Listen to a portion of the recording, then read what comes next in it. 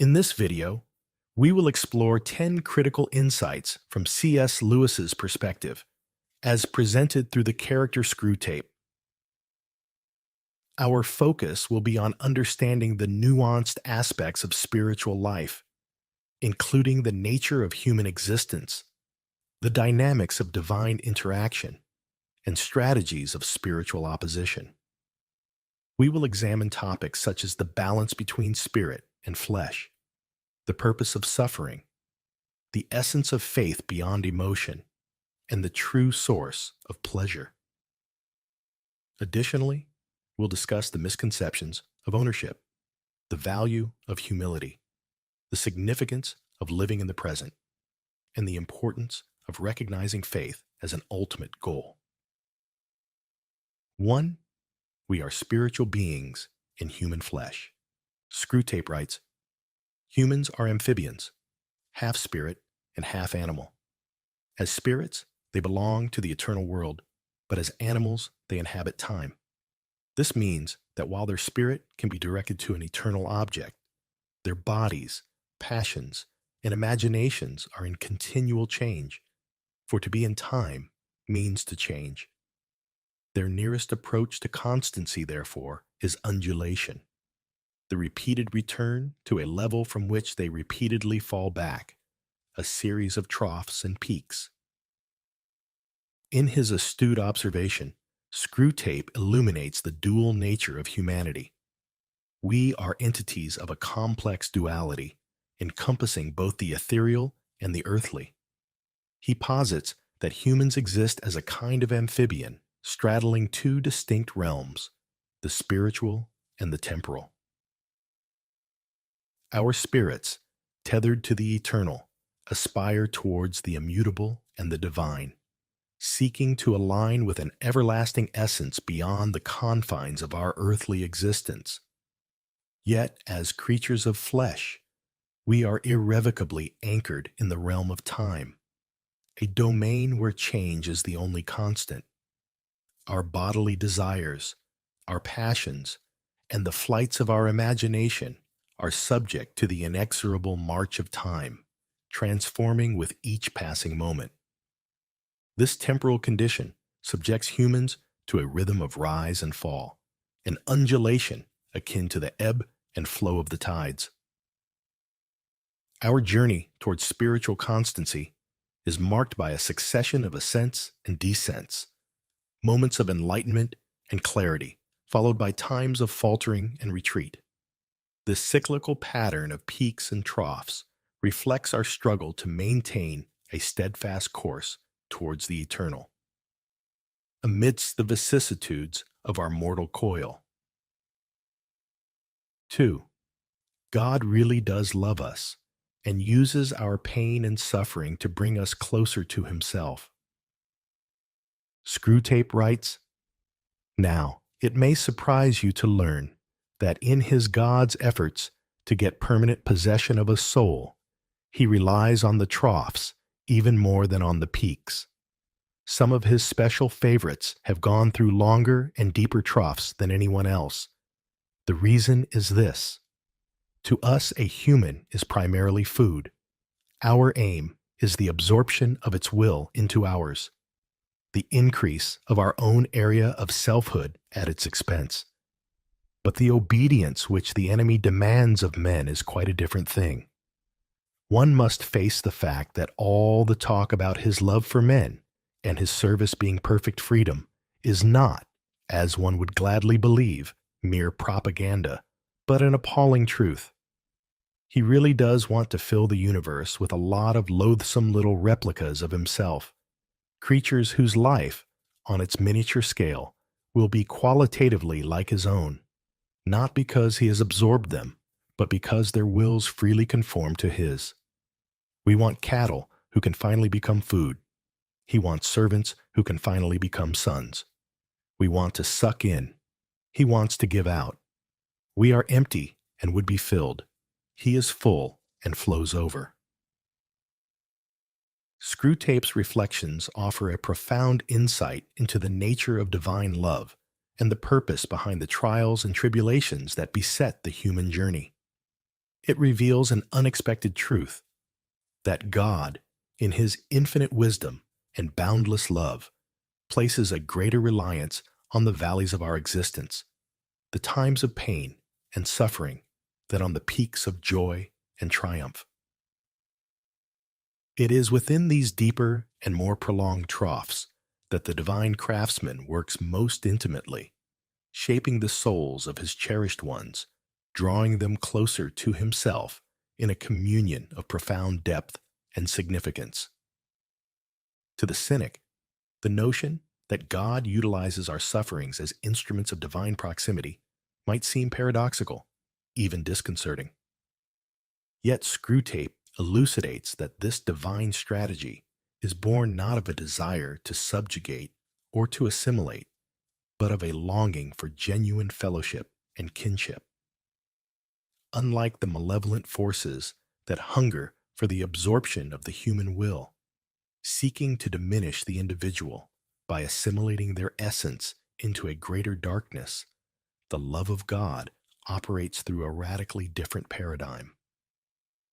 The obedience he seeks is not the surrender of identity, but the harmonization of the human will with the divine, a process that enhances rather than diminishes the individual. This divine aspiration is to populate the cosmos with beings who, though minuscule in their likeness to the infinite, reflect his nature in their capacity for love, freedom, and self-giving. The comparison drawn between the insatiable emptiness of malevolent entities and the overflowing fullness of the divine essence underscores a fundamental difference in intention. One seeks to consume and dominate, the other to enrich and elevate. God envisages a family of spirits, united not by coercion, but by love, each freely aligning their will with his, transforming from mere servants into beloved sons and daughters. In this light, our sufferings and sorrows are not merely burdens to be borne, but are, paradoxically, gifts that draw us into closer intimacy with the divine. Through these experiences, we are invited to share in the very life of God, to partake in a reality that transcends our temporal afflictions, and to find in our Creator not only refuge but kinship, as we journey towards becoming reflections of his infinite love and goodness. 3. We are called to live by faith, not by our feelings.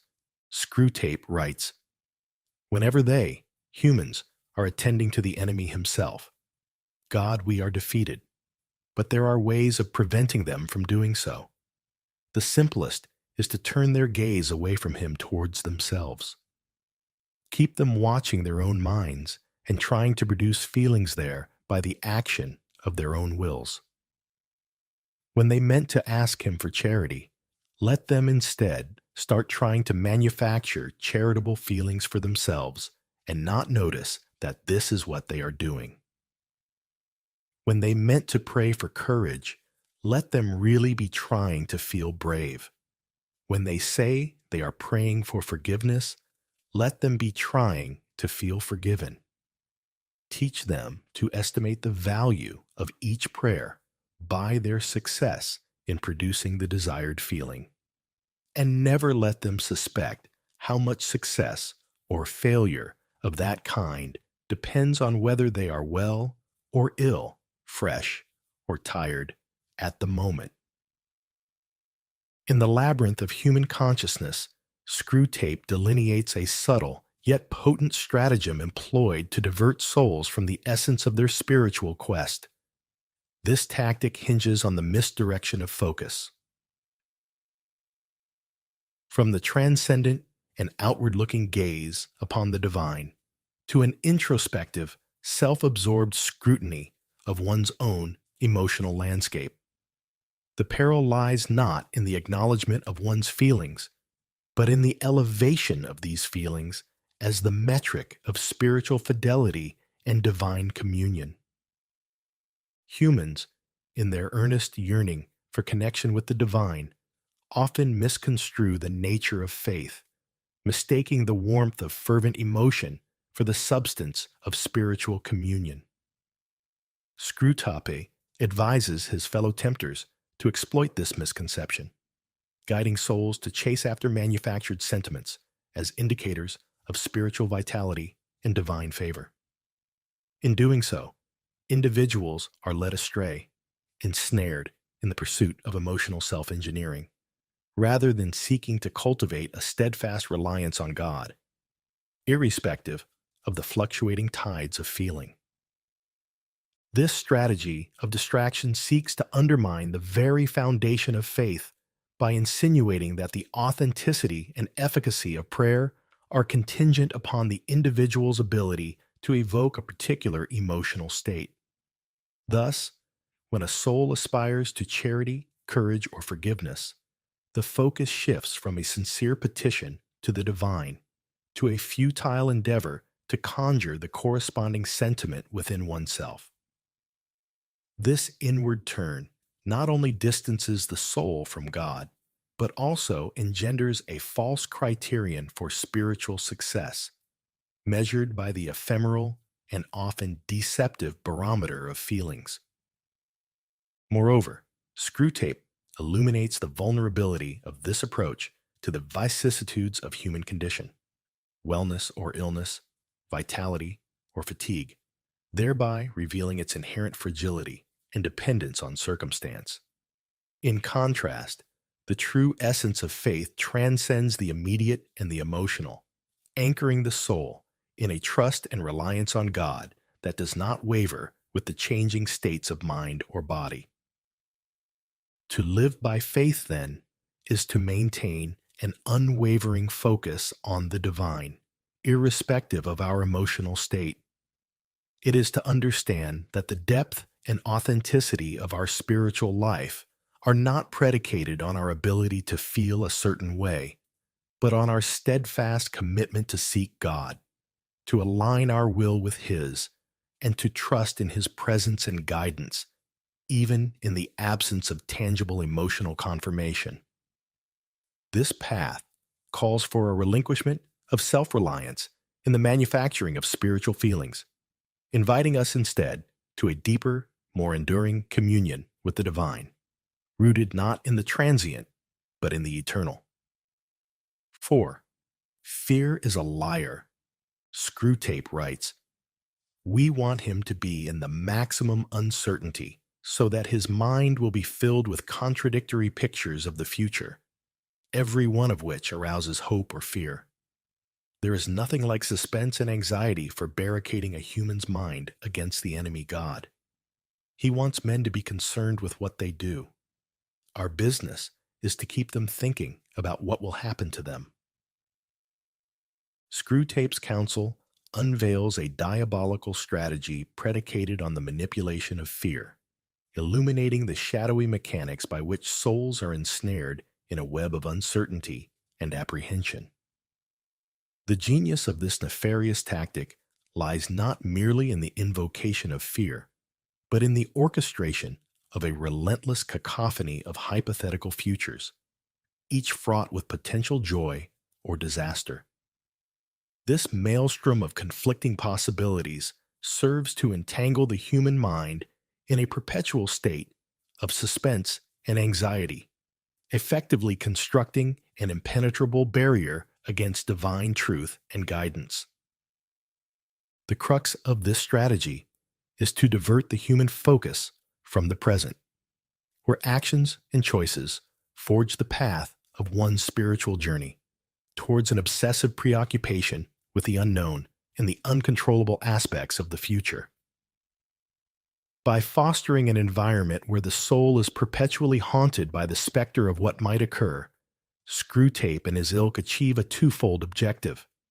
Not only do they immobilize the individual with paralysis by analysis, but they also estrange the soul from the comforting embrace of the divine, who calls his followers to live in the trust and surrender of the moment. In stark contrast to this scheme of distraction and disquiet, the divine entreaty calls for a focus on the immediacy of action and the living out of one's faith through deeds and choices grounded in the present. This divine perspective champions a liberation from the tyranny of hypothetical futures, advocating for a serene trust in God's providence and guidance. It is a call to anchor one's life in the certainties of divine promises and the actionable aspects of faith, rather than in the quicksand of speculative anxieties. Fear, as characterized by Screwtape, emerges not as a mere emotion, but as a weaponized lie, a tool wielded with precision to sow discord and division between the soul and its maker. It is a smokescreen designed to obscure the luminous truth of God's unwavering presence and the inherent strength endowed to each individual to navigate the challenges of life with courage and faith. To dismantle the lies of fear, then, is to reclaim the sovereignty of the present moment, to focus on the concrete reality of God's love and commandments, and to engage in the sacred task of living out one's faith with conviction and purpose. It is a defiant affirmation of trust over trepidation, of action over inertia, and of divine truth over the shadows of doubt. In this light, the soul finds its fortress not in the elusive certainties of the future, but in the steadfast love and guidance of the eternal, whose perfect love casts out all fear. 5. God is the source of all good.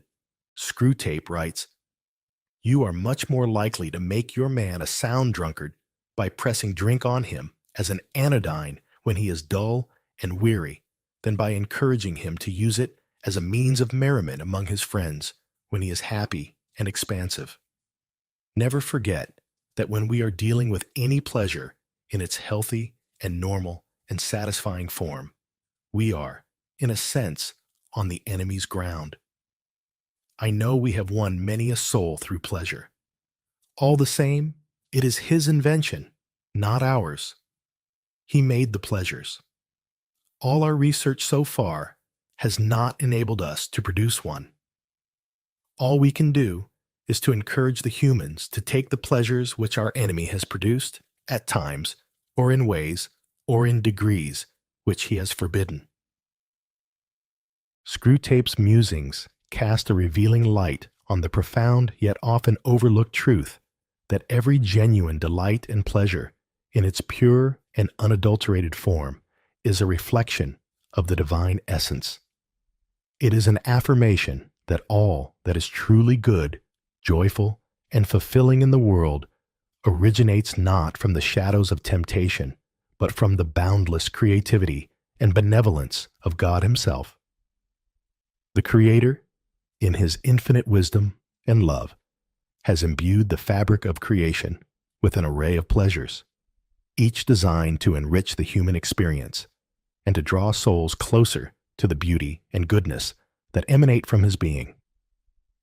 However, the perversion of these divine gifts becomes a tool in the arsenal of those who seek to ensnare and divert souls from their celestial calling.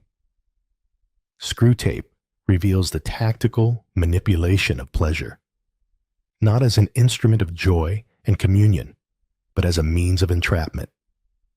The strategy is insidious: to take what is inherently good and to twist its purpose and use, leading humans away from the moderation, gratitude, and mindfulness with which these gifts were intended to be received. This manipulation seeks to detach pleasure from its divine source and purpose, encouraging an indulgence that is disconnected from the context of love, community, and moral boundaries established by the Creator. By promoting the misuse of pleasure, whether through excess, inopportune timing, or inappropriate contexts, the malevolent forces aim to mire souls in a quagmire of fleeting satisfaction and spiritual emptiness, obscuring the true origin and aim of these divine endowments. Yet within Screwtape's admission lies a hidden encouragement for those who seek to navigate the complexities of earthly existence with integrity and purpose. It serves as a reminder that the enjoyment of life's pleasures, when embraced within the parameters of divine intention, is not only permissible but desirable. It underscores the reality that true joy is found not in the perversion of pleasure, but in its appreciation as a gift from God, meant to enhance our lives, foster genuine connections, and lead us back to the giver of all good things. Thus, the challenge for humanity is to discern the proper use and enjoyment of the pleasures bestowed upon us, to recognize them as echoes of the divine generosity, and to allow them to elevate our hearts and minds in gratitude and reverence towards the source of all that is good. In doing so, we reclaim the beauty of pleasure from the clutches of manipulation, and we celebrate it as a testament to the goodness and love of God, who desires our ultimate joy and fulfillment. 6. We cannot rightly claim anything as our own. Screwtape writes, "Men are not angered by mere misfortune, but by misfortune conceived as injury. And the sense of injury depends on the feeling that a legitimate claim has been denied. The more claims on life, therefore, that your patient can be induced to make, the more often he will feel injured, and as a result, ill-tempered. You must therefore zealously guard in his mind the curious assumption, my time is my own. Let him have the feeling that he starts each day as the lawful possessor of 24 hours. Through the cunning voice of Screwtape, we are ushered into a reflection on the profound illusion of possession that entangles the human heart.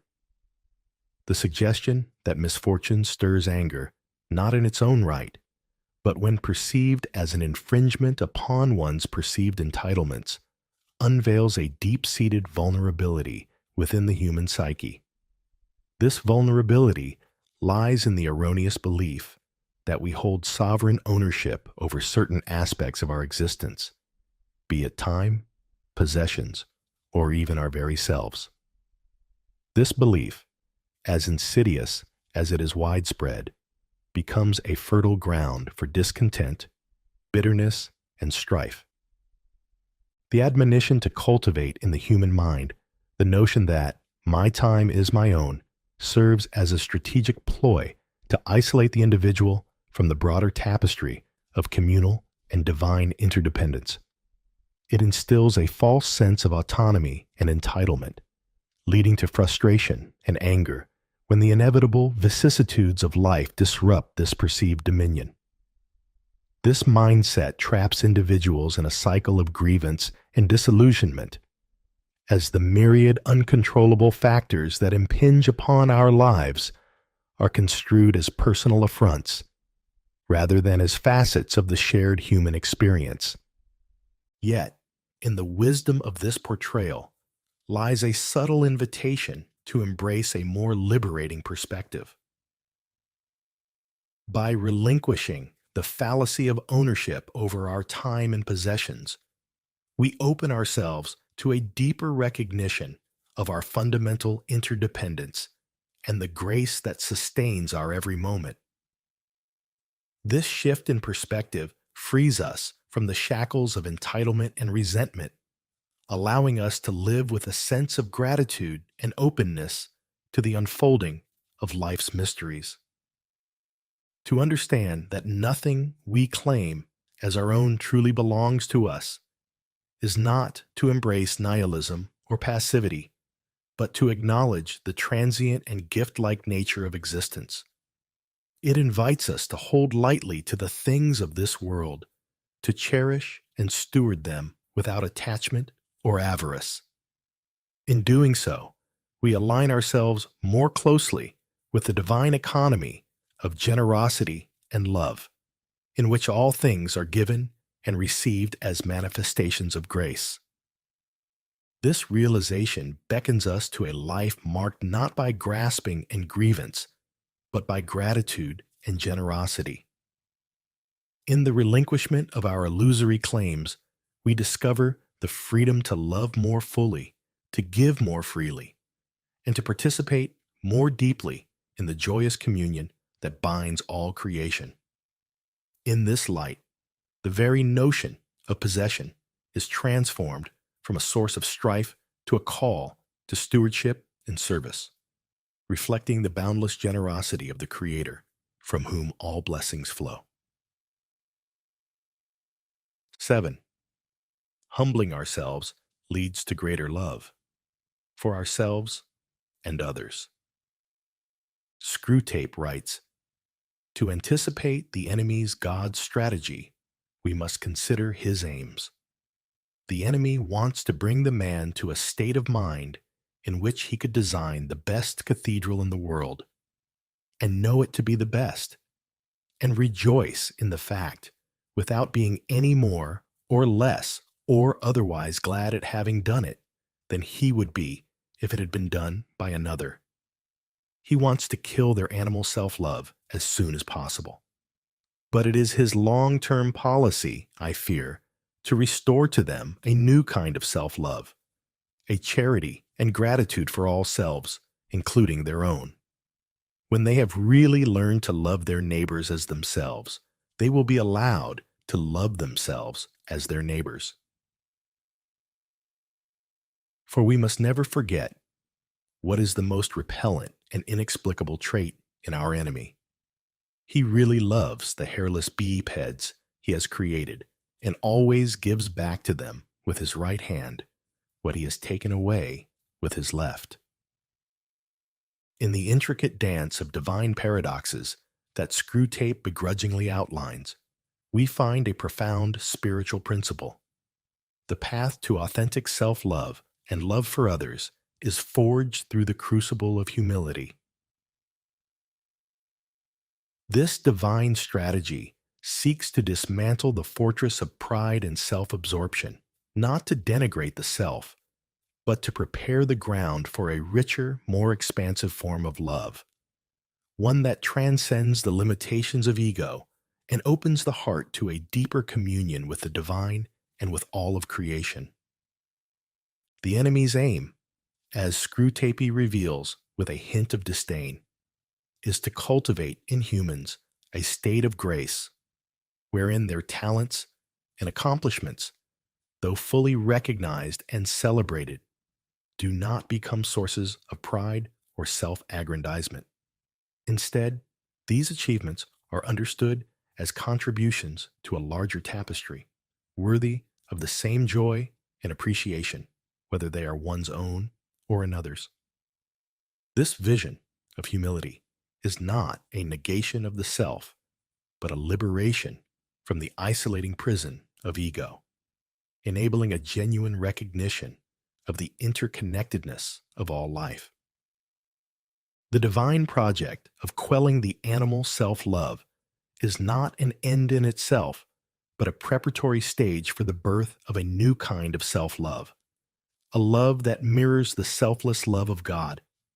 This renewed self-love is characterized by charity and gratitude, not only for oneself, but for every being, recognizing the divine image imprinted within each. It is a love that understands the command to love one's neighbor as oneself, not as a call to diminish oneself, but to elevate and honor the divine spark within all. Screwtape's reluctant acknowledgement of God's ultimate benevolence reveals a startling truth, that in the divine economy, nothing truly given is lost. The sacrifices we are called to make, the self-love we are asked to surrender, are part of a divine alchemy whereby we are gradually transformed and made capable of a greater love, a love that encompasses both ourselves and our neighbors with equal fervor and devotion. It is a love that reflects the very heart of the Creator, who delights in giving back in abundance what was surrendered in faith. Thus, the journey towards humility becomes not a descent into insignificance, but an ascent into the fullness of love, where we find ourselves and our neighbors anew, bathed in the light of divine affection. In this light, we discover that the greatest love is not a finite resource to be hoarded, but an infinite flow that enriches us most when it moves through us, unimpeded by pride or fear, to touch the lives of others. In embracing this divine invitation to humility, we step into the vastness of a love that knows no bounds, finding in it our truest selves and our deepest connection to the world around us. 8. We are called to live in the present with an eye toward eternity. Screwtape writes, "The humans live in time, but our enemy, God, destines them to eternity.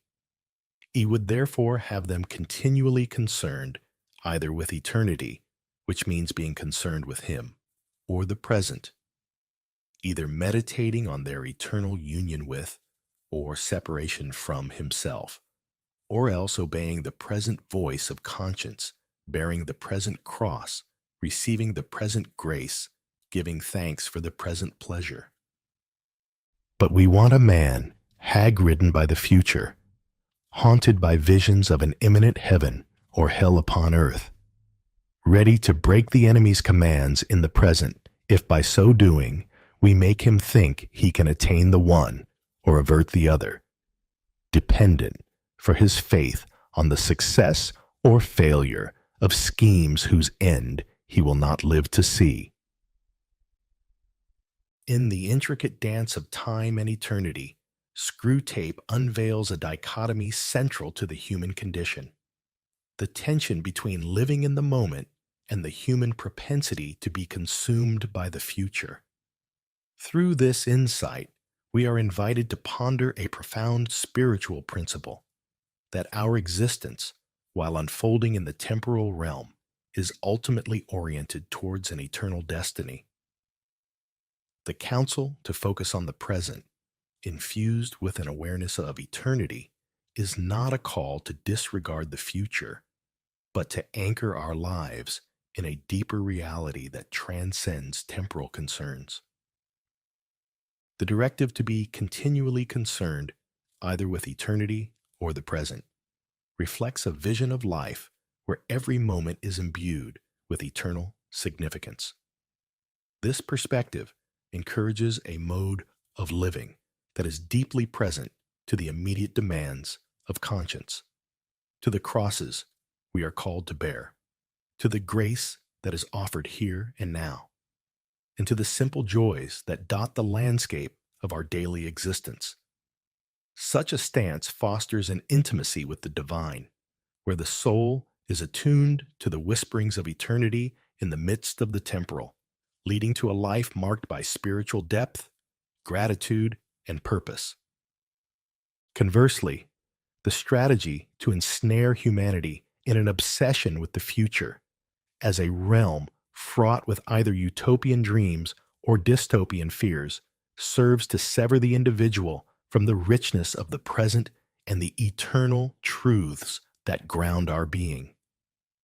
This fixation not only distracts from the divine invitation to cultivate a relationship with God in the here and now, but also engenders a state of perpetual anxiety, where the soul is alienated from the peace and guidance that flow from living in communion with the eternal. The manipulation described by Screwtape, urging humans to violate the divine commandments in the pursuit of a future heaven, or in the avoidance of an earthly hell, highlights a fundamental misunderstanding of faith and of the nature of divine promise. True faith is not contingent upon the outcomes of human schemes, nor is it a bargaining chip in the quest for temporal security or success. Rather, it is a steadfast trust in God's providence, a surrender to His will, and a commitment to live according to His commandments, regardless of temporal circumstances or outcomes. To live in the present with an eye toward eternity, then, is to navigate the journey of life with a heart anchored in the eternal love of God, responding to the immediate call of duty, love, and grace with the fullness of our being. It is to recognize that each moment is a gift from the divine, an opportunity to draw closer to our eternal destiny in communion with God. This way of living not only enriches our own lives, but also allows us to become conduits of God's love and grace to others as we journey together towards the fulfillment of our eternal calling. 9. Faith is not a means to an end, but an end in and of itself. Screwtape writes, "Once you have made the world an end, and faith a means, you have almost won your man, and it makes very little difference what kind of worldly end he is pursuing. Provided that meetings, pamphlets, policies, movements, causes, and crusades matter more to him than prayers and sacraments and charity, he is ours, and the more religious, on those terms, the more securely ours." Screwtape's keen observation sheds light on a subtle yet profound distortion that can infiltrate the spiritual journey, the inversion of means and ends, where faith becomes merely instrumental, a tool wielded for the achievement of worldly objectives. This perversion of purpose ensnares the soul, diverting it from the true essence of faith, a direct and intimate communion with the divine, sought for its own sake, not for the fruits it might bear in the realm of temporal affairs. The misalignment suggested, wherein the world becomes the ultimate aim and faith a mere mechanism to attain worldly goals, signifies a deep spiritual malaise. It marks a departure from the understanding of faith as an intrinsic good, a living relationship with God that is both the source and summit of human existence. When faith is relegated to the status of a means, leveraged for the attainment of political, social, or even personal ends, it loses its transformative power, its capacity to draw the soul into deeper union with the divine and to infuse life with the light of his love and truth.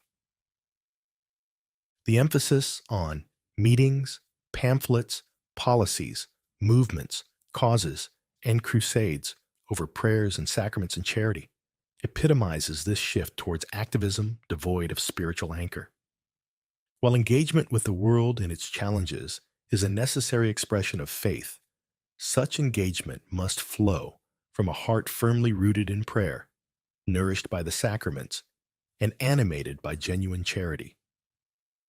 Absent these spiritual foundations, even the most noble endeavors risk becoming hollow, ego-driven campaigns that ultimately serve to distance the soul from God rather than drawing it closer. The warning encapsulated in Screwtape's advice serves as a clarion call to examine the orientation of our hearts and the authenticity of our spiritual pursuits. It invites us to recenter our lives on the primacy of a personal relationship with God, recognizing faith not as a tool for achieving temporal success, but as the very purpose of our existence, a journey towards God that is valuable and worthy in itself. In this journey, the fruits of our faith in the world, acts of love, justice, and compassion, are not the goal, but the natural outflow of a soul in communion with the divine, a testament to the transformative power of living in and through faith for the glory of God and the sanctification of the world. 10. The devil is subtle and cunning. Our policy, for the moment, is to conceal ourselves. I do not think you will have much difficulty in keeping the patient in the dark. The fact that devils are predominantly comic figures in the modern imagination will help you. If any faint suspicion of your existence begins to arise in his mind, suggest to him a picture of something in red tights and persuade him that since he cannot believe in that, it is an old textbook method of confusing them, he therefore cannot believe in you. Screwtape's counsel unveils the cunning strategy employed by malevolent forces to maintain their influence over humanity, the art of concealment through trivialization and ridicule. By embedding themselves in the fabric of modern culture as figures of mockery and caricature, devils in red tights, so to speak, they ingeniously deflect serious consideration of their existence and operation. This strategy exploits the human tendency to equate the absence of physical, tangible evidence with non-existence, thereby eroding the perception of spiritual realities that lie beyond the empirical. The devil's subtlety lies not only in the orchestration of temptations and misfortunes, but in the more insidious task of obscuring their very presence from human awareness. In persuading the individual that the concept of devils is antiquated and laughable, they effectively remove themselves from the realm of consideration, operating in the shadows unchallenged and undetected.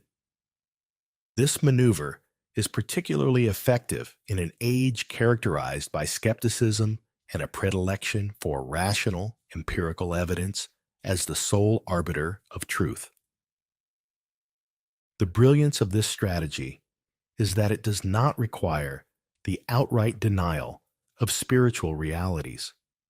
Rather, it relies on the nuanced manipulation of perception, leading individuals to dismiss the spiritual realm on the grounds of its seeming irrelevance or absurdity. By equating the existence of malevolent spiritual entities with childish or fantastical imagery, they ensure that any nascent curiosity or suspicion is quickly quashed by the fear of intellectual embarrassment or by the individual's own rationalist presuppositions. Yet this very subtlety serves as a stark reminder of the complexity and depth of the spiritual battleground in which humanity finds itself. It calls for a discernment that transcends the limitations of the visible and tangible, urging us to remain vigilant and aware of the myriad ways in which spiritual forces influence the tapestry of our lives. Recognizing the subtlety and cunning of these forces compels us to arm ourselves with wisdom, faith, and a deepened awareness of the spiritual dimensions of existence. In navigating this landscape, we are reminded that the battle is not fought solely within the confines of human reasoning and empirical evidence, but within the deeper realms of the spirit. It is here, in the cultivation of a rich spiritual life grounded in prayer, sacrament, and scripture, that we find the strength and insight to discern the subtle workings of both good and evil, and to choose, with grace and courage, the path that leads towards light, truth, and ultimate communion with the divine. As we conclude our exploration of these 10 insightful reflections drawn from the wisdom of C.S. Lewis through Screwtape, I hope you found depth and meaning in our journey together. If this video resonated with you and you appreciate delving into the complexities of spiritual and moral understanding, please consider showing your support by liking this video and subscribing to the channel. Your engagement helps us to continue creating content that enriches and inspires. For those who are particularly moved by what we've discussed and wish to dive even deeper, I invite you to become a member of our community. Members will receive an exclusive ebook next month, expanding on the themes we've explored today and offering further food for thought on your spiritual journey. Don't forget to check the links in the description below for more resources and ways to engage with our content. Your support and curiosity mean the world to us, and we're excited to continue this journey together, exploring the profound insights that literature and philosophy offer to our lives. Thank you for watching, and we hope to see you again soon. Again soon. Again soon. Again soon. Again soon. Again soon. Have you ever felt a stirring within, a whisper of change on the horizon? Do you sense a deeper transformation unfolding in your life? Today, we're exploring the signs that indicate a significant shift, guided by the timeless wisdom of C.S. Lewis. How do you recognize these moments? What changes are you being called towards? Let's delve into these questions together. If you're intrigued by the journey of self-discovery and spiritual growth, don't forget to like, subscribe, and join our community for more insightful discussions. Now let's begin our exploration into the signs of divine transformation. The first sign we'll explore is an unquenchable thirst for meaning. This isn't just about occasional curiosity or the pursuit of new hobbies. It's a deep, pervasive hunger that goes beyond surface-level desires. You might start questioning the very foundations of your life. Your career, relationships, and the activities you once enjoyed no longer satisfy you in the same way.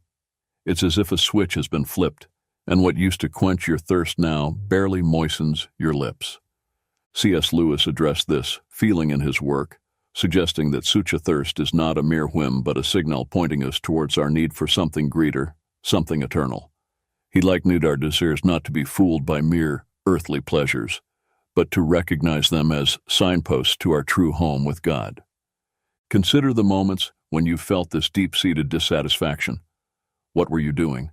Who were you with? It's in these moments of introspection that we often find the whisper of God inviting us to look beyond the temporal and towards the eternal. This longing is not a sign of failure, but a beacon of hope. It's an indication that your soul is ready to embark on a profound journey of transformation, seeking not just answers, but meaning in the embrace of the divine. So I invite you to ponder, how has this thirst for meaning manifested in your life? Can you recall a moment when the everyday pleasures no longer seemed enough, stirring a deep desire for something more significant, more fulfilling? For the second sign, let's delve into the awakening to new aspirations. This is where you begin to notice a shift in your ambitions and dreams. It's not merely about changing preferences. It's a fundamental transformation in what you aspire to achieve and become. The goals and ambitions that once defined your sense of success and purpose might now seem inadequate or misaligned with your evolving self. C.S. Lewis touched upon this notion through his characters' journeys in The Chronicles of Narnia. As the children traverse Narnia, they uncover desires and strengths they never knew they had, revealing how new environments and challenges can awaken us to previously unrecognized potential and purpose. Consider your own evolving aspirations. Maybe you've started to value personal growth, relationships, or spiritual fulfillment over professional achievements or material success. This awakening isn't about dismissing your past ambitions, but recognizing that your path is leading you towards new horizons, ones that promise deeper satisfaction and alignment with your true self. This sign encourages you to embrace these new aspirations with courage and openness. It's an opportunity to explore uncharted territories within yourself, to build a life that reflects your most authentic values and dreams. Reflect on this shift. What new aspirations have recently stirred within you? How do they differ from your past ambitions, and what might they reveal about the person you are becoming? The third sign we'll explore is increased sensitivity to life's depths. This sign is about developing a heightened awareness of life's complexities and a deeper appreciation for its nuances. You may find yourself more attuned to the subtleties of emotions, relationships, and the spiritual undercurrents of daily life. It's as though your emotional and spiritual senses have been fine-tuned, allowing you to perceive and empathize with the deeper struggles and joys of those around you. In C.S. Lewis's The Screwtape Letters, the mentor demon Screwtape advises his nephew Wormwood on the subtleties of leading a human away from God, highlighting the complexity of human emotions and the spiritual battle for souls. This work can remind us of the intricate tapestry of human experience and the importance of remaining attuned to the spiritual dimensions of our lives. As you experience this increased sensitivity, you might find that the black and white perspectives that once dominated your worldview now give way to a richer spectrum of understanding. This can manifest in many ways: a newfound patience with others' faults, a deeper empathy for their struggles, or an enhanced appreciation for beauty and kindness in unexpected places. This heightened awareness is a gift, allowing you to engage with the world in a more meaningful and compassionate manner. It's a sign of spiritual maturation, reflecting a readiness to embrace the fullness of life's experience. Take a moment to reflect. How have you noticed your sensitivity to life's deeper aspects changing? Can you recall recent instances where you felt a profound connection to the emotions or experiences of others? Or perhaps a moment when the beauty of a simple act moved you deeply? The fourth sign is seeking solitude for reflection. This is when you find yourself drawn to moments of solitude, not out of loneliness, but as a deliberate choice for deeper reflection and connection with your inner self, and perhaps a higher spiritual power. In these quiet moments, away from the noise and distractions of everyday life, you may discover insights and revelations that were previously drowned out. C.S. Lewis valued the role of solitude in spiritual growth, as seen in his various works where characters often encounter pivotal moments of insight and transformation when they are alone. For example, in The Horse and His Boy, from the Chronicles of Narnia, Shasta's solitary journey through the mountains becomes a time of profound internal dialogue and revelation about his identity and destiny. This sign is about recognizing the value of stepping back from the constant busyness and chatter of life to nurture a deeper connection with yourself and the divine. It's in the silence that you can hear the subtle whispers of your soul, and perhaps the voice of God guiding you towards your true path. Reflect on your own life. Have you felt a growing need for moments of solitude? How do these periods of reflection contribute to your sense of clarity and purpose? Consider how embracing solitude can be an active step in your spiritual journey, providing space for growth, healing, and deeper understanding. The fifth sign is embracing vulnerability and authenticity. This stage is marked by a willingness to be open about one's weaknesses and imperfections, moving away from the facades of invulnerability or the personas we often present to the world. It involves a deep-seated acceptance of one's true self, flaws and all, and a readiness to engage with others in a more genuine, heartfelt manner. C.S. Lewis, in his personal letters and essays, often discussed the importance of honesty and vulnerability in spiritual growth and human connection. He believed that true fellowship and understanding could only occur when individuals are willing to share not just their strengths, but also their vulnerabilities. This sign of transformation is about shedding the layers of pretense and protection we've built around ourselves. It's about the courage to say, "This is who I am, imperfections included," and to accept the same authenticity from others. This level of openness can lead to deeper, more meaningful relationships and a greater sense of community and belonging. As you navigate this sign, consider how embracing vulnerability has impacted your relationships and self-perception. Have there been moments when admitting your vulnerabilities led to a deeper connection or understanding with someone? Reflect on the freedom and growth that come from living authentically and how this aligns with your spiritual journey. The sixth sign is a shift toward service and compassion. This transformation is characterized by a growing desire to serve others and make a positive impact in the world.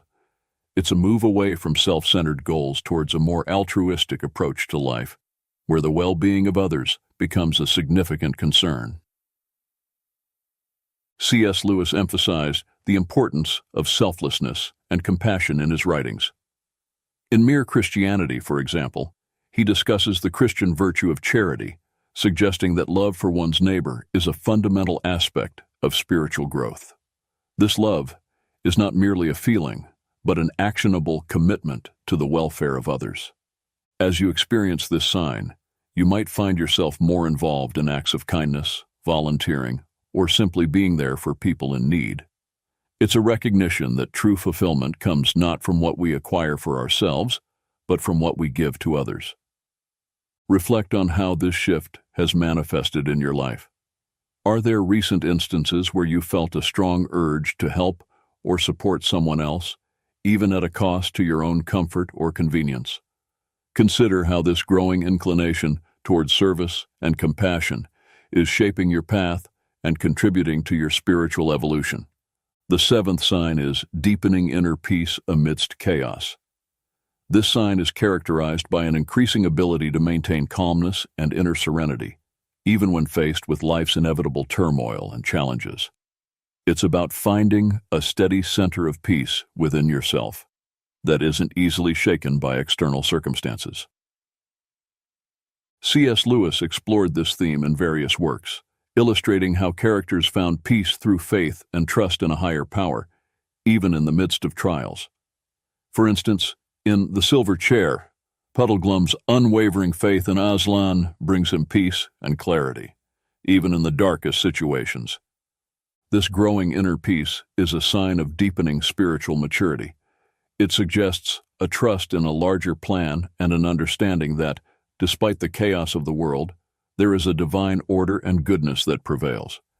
This peace often comes from a place of deep faith and surrender, where one is able to let go of the need to control every outcome and instead trust in the flow of life. Consider moments when you felt this sense of peace, even when things around you were not going as planned. How did it affect your response to the situation? Reflect on the sources of this peace and how it might be a guiding force in your journey of transformation. The eighth and final sign is yearning for eternal connection. This sign is marked by an intensified desire to connect with the divine and to understand one's place in the grand scheme of the universe. It goes beyond a mere acceptance of faith or adherence to religious practices.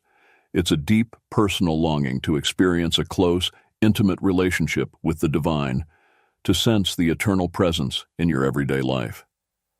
C.S. Lewis captured this yearning beautifully in many of his works, perhaps most notably in Surprised by Joy, where he describes his own intense desire for what he called joy, a profound longing for the divine that is both painful and sweet.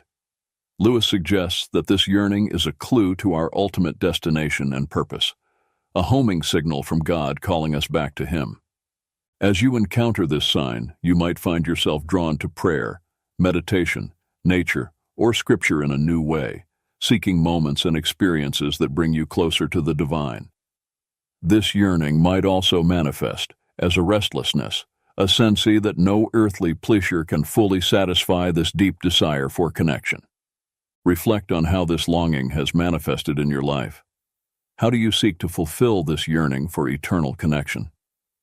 Consider the ways in which this deep desire influences your choices, your relationships, and your understanding of your purpose in the world.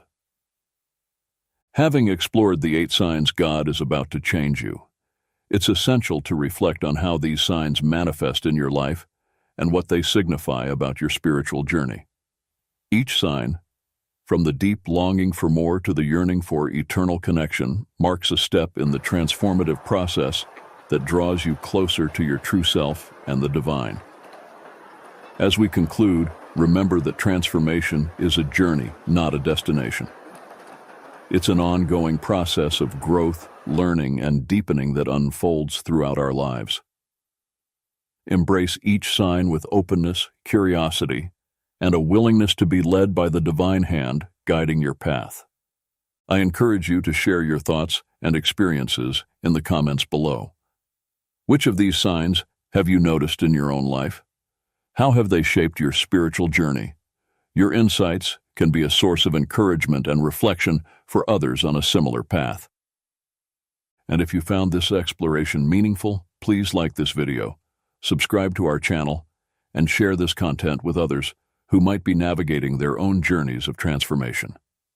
Together, we can support one another in our collective quest for deeper understanding and connection. Thank you for joining me in this exploration of the signs of divine transformation. May your journey be filled with growth, insight, and an ever-deepening connection to the divine. Connection to the divine. Connection to the